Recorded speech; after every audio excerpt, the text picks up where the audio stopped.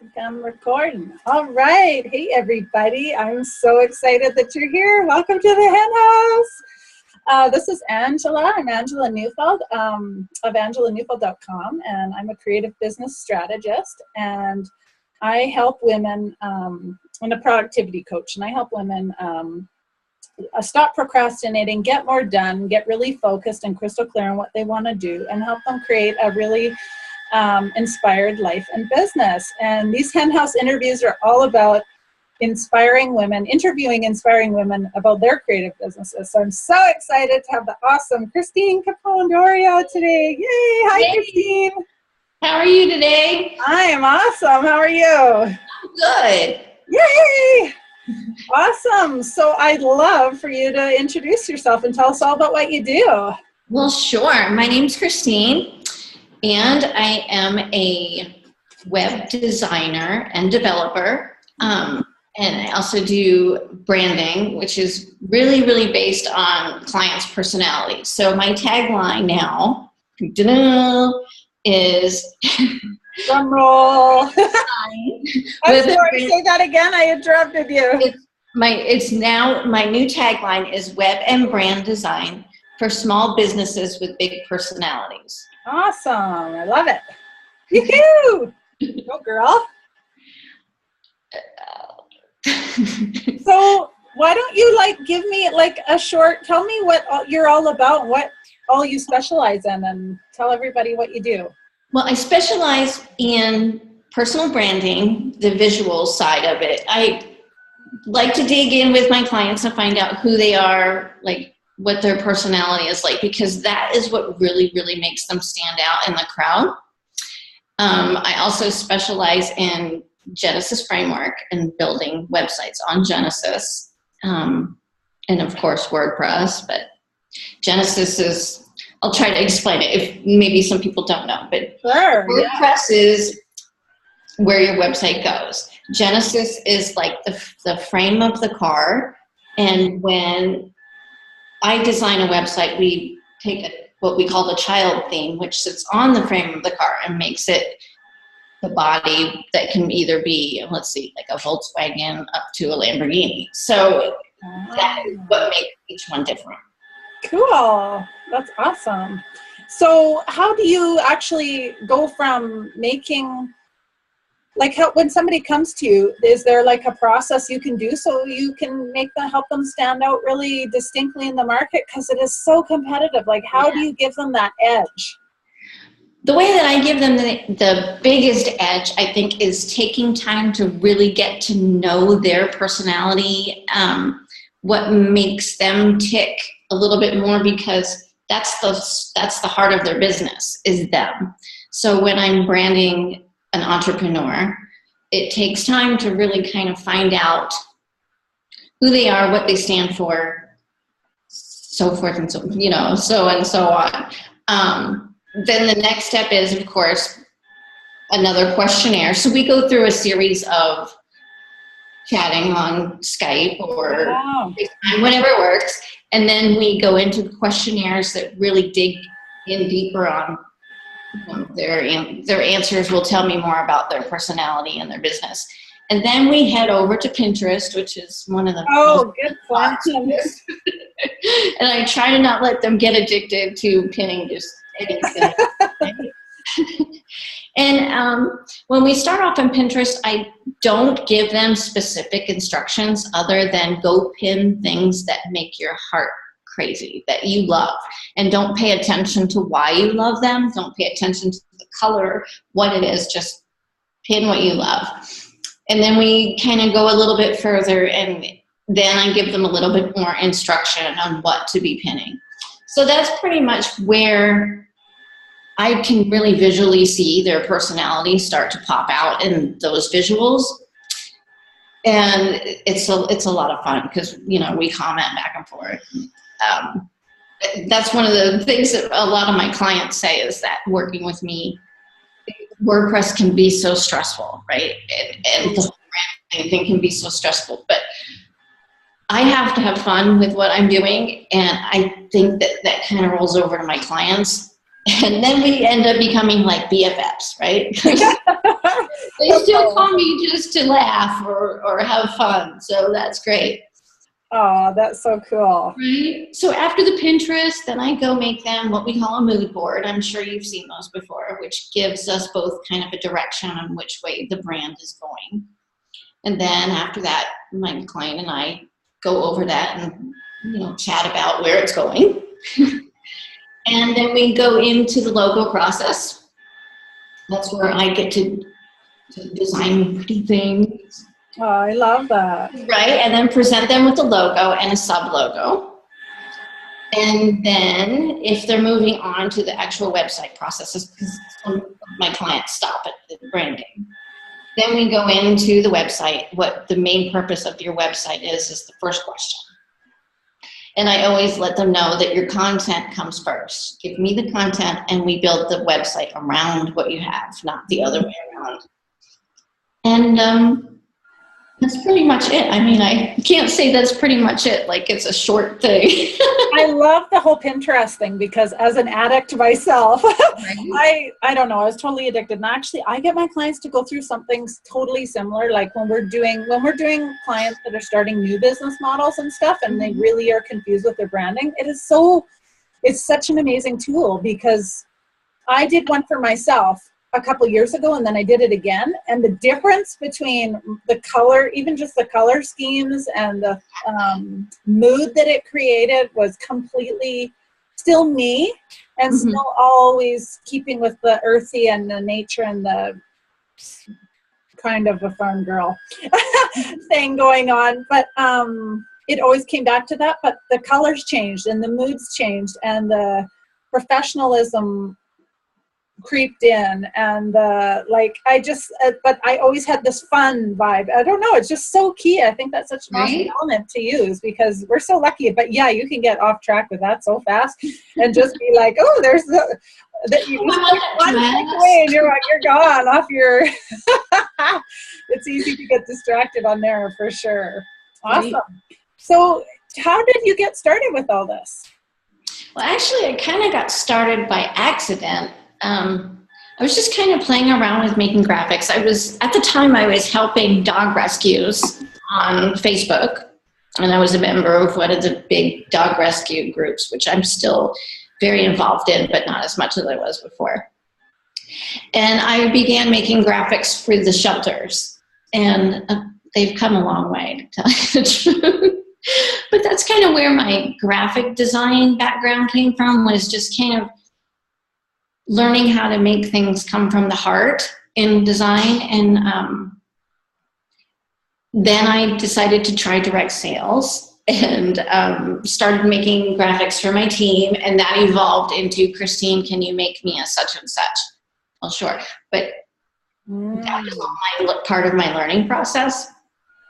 And as I started to see the demand as well as my experience level jump up, I decided, well, this would make a great business. So that's, but I'm going to back up a little bit because I suffered from anxiety and depression for, I would say, close to 13 years.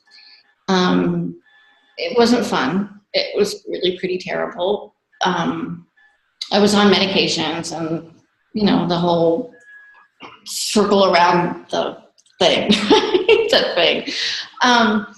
When I began creating things on my computer, it gave me a positive focus.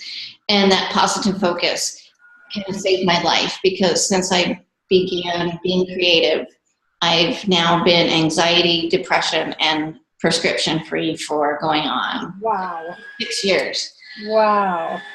Talk about a free medication. Exactly. And so you're able to use your creativity and your creative outlet it actually fixed your issues with anxiety? That's amazing. Well, I think that why do you think that connected that way? I think that it was because I was looking for a passion. I was looking for maybe an outlet that was positive where I was still active. Or maybe I was just hiding that part of my brain and it didn't know what to do. I don't know what the answer really is, but it's kind of cool. Yeah, it is so cool. So where do you get your creativity from? Like, where do you draw all your creative juices from when you're building other people's stuff and giving them all these inspiring ideas? The biggest secret of mine is music. I have to have music playing while I'm designing. And normally I kind of develop a playlist around each client. That's hilarious. That's so cool. Right? So, like, what is your typical client? And then give us an example of the music that you play. That's so funny. Okay. Well, I think one of my questions on my questionnaire for my intake for my new clients is, which do you prefer, NSYNC or Backstreet Boys?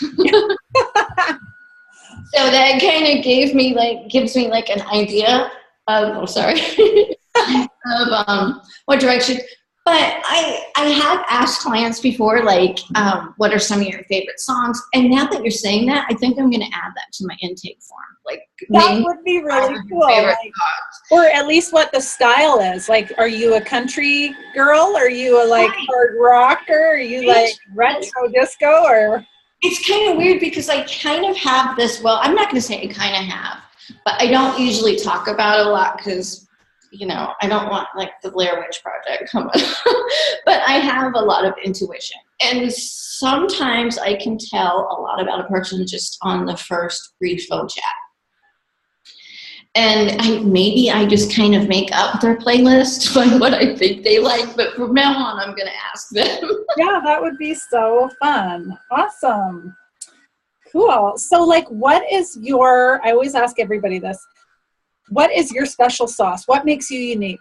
How do you get your little tweak in these websites, and what makes them what's your special sauce? I think one of the parts of my special sauce, one of the ingredients would be really getting to know my client, having fun with them and letting them kind of come out of their shell with their personality.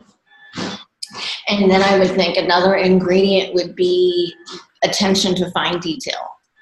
Somebody made a comment to me, well, a couple of people have said it, that I design like a fine Italian designer. And for a while, I couldn't figure out what in the world they were talking about. Because, okay, it's not Italian, but I'm trying to figure out where it was coming from. And I think that was the link. It's because if you shop for, a handbag or shoes that are made in Italy, they usually are very fine detailed. And I think that's one of the things that kind of sets me apart. That's awesome, because that's a super lovely quality to have, because nobody wants to have something that their heart's not the person doing it. They want to know the person doing it took the care to get as many details about them and their brand and their style, and actually cares about making that speak like the person, because that is the first thing that people land on. That is what they like. It's just like meeting someone as a first impression in person, right? So they're seeing that, and if that isn't the true you, and I think that might be why people go through so many designs, because we all, want to do an upgrade here and there and change things around and freshen it up and make it more us. Or we have this. It's so funny that you say that, because I'm a chronic changer on mine. I don't think that I must change mine at least once a month. And I actually just sent an email out to my list today about that. And I used to make excuses for it. And I used to kind of try to justify it. But I came up with an analogy. And it has to do with hairstylists. Do you ever see a hairstylist with the same hairstyle for a long time? Do you? No, they change them. You know why? Well, because they know how, and because they love to do what they do. So true. That's right. So true. Yeah. So no more. I do it because I love to do it. So it's either watch TV or play with my website. Oh, that's so great. Awesome. So can you tell me who your ideal client that you work with is, and what kind of website they would have, or what your specific favorite is? Oh, sure. My ideal client is usually a woman entrepreneur who has already tried to do everything herself, but she's kind of starting to realize that maybe design just isn't quite her thing. But she's also the go-getter, the one that wakes up first thing in the morning and can't wait to go work on her business, and she's a fire starter. But the huge part is that she has a personality that some just don't seem to understand or get. I love that. Yeah, that is key, because then you're saying that you'll pick up on those tiny little things that, right. It's funny, it's interesting because there's stuff that is just sitting right there that we can't see, that's so key and so us, and we're like trying to pull out everything that describe ourselves and find that it thing. And it's laying right there, but we can't see it. Somebody else comes in and they're like, well, what about this? You're amazing. And you do this and that. And you love this. And they're like, oh, I never thought of it that way. Exactly. It always is like trying to coach yourself, right? It's very difficult, if not impossible half the time. But anyway, that's so cool. So what, I'd love to hear of some of the accomplishments that you are most proud of. Oh, well, my biggest one, I guess, would be that I've had six children. That's for sure one of them. Wow. I recently took a huge leap of faith in my business. My husband was working, and we were kind of using my income as like the bonus income. This is like extra stuff, the fun money. And because my parents were getting older and my dad's health was kind of failing, and it still is, but we made the move from Key West, Florida up to Pittsburgh, Pennsylvania, which is where my mom and dad are. And I began house hunting. And the trade-off was, look, if I have to move from the Keys to Pittsburgh, it better be a really nice house, right? And then we all started crunching numbers and going, oh, I don't know, that house is really beautiful, but I don't think we could do it, right? So I stepped up and said, look, I'm going to do this. And so I took a chance, and we took the house that I really, really wanted. And we've been here for 5 months. And within that time frame of the 5 months, I actually retired my husband, and my business has taken over as the main income of the house. Oh, congratulations. But the trick was, I had to take the leap of faith, and I had to put faith in my own business to expect anybody else to. Wow, Christine, that's so powerful. That's huge. Like, yeah, we have to believe in ourselves. You have to have that confidence in your business and yourself, and feel that self-worth, right? Yep. Like, wow. Huge difference. Oh, I'm so excited for you. That's a huge accomplishment. That's twice I can't say it. Well, in this house, it's just to die for. Well, did that make the whole move worth it then? Oh yeah, it was built in 1905. It's a big Victorian, with all the original woodwork, and it's just, that's so cool. And my workspace is like dreamland, and it's just perfect. Yay! Good for you. That's so cool. I'm excited.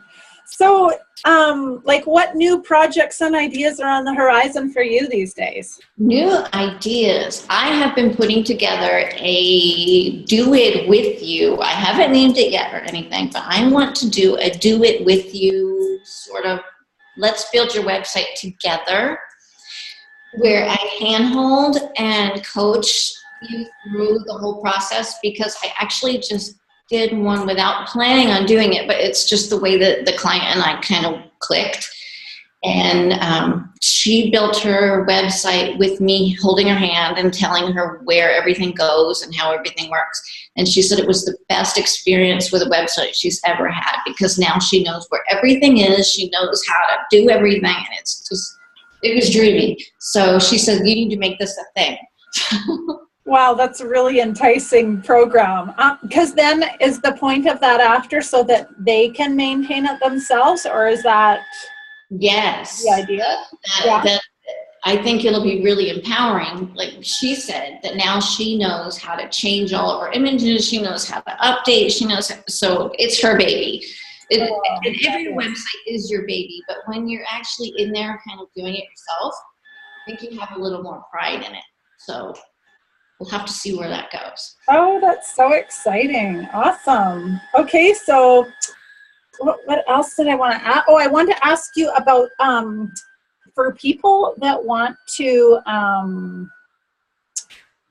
that want to get on your list and want to learn more about you, potentially work with you or look at your designs, where would they go? They would go to my website at Christine, Christine, Capone, like Al. Yes, he is a relative, but I'm not a gangster. Really? Yes, he actually was one of my grandfather's cousins, and he used to spend the summers at our farm. Well, I wasn't there, but at our family's farm. So I kind of found that out through digging. Because I kept wanting to know when I was a kid, I would ask, hey, are we related? And I would always get the, well, we don't know. That is, wow, so your website's actually historical. My whole life was historical. So it's ChristineCapone.com. And also I'm on Facebook. And I think it's Christine Capone Designs on Facebook. Okay, cool. So, and leave us with some sort of hot tip idea or something that you can share with us. Ooh, a hot tip.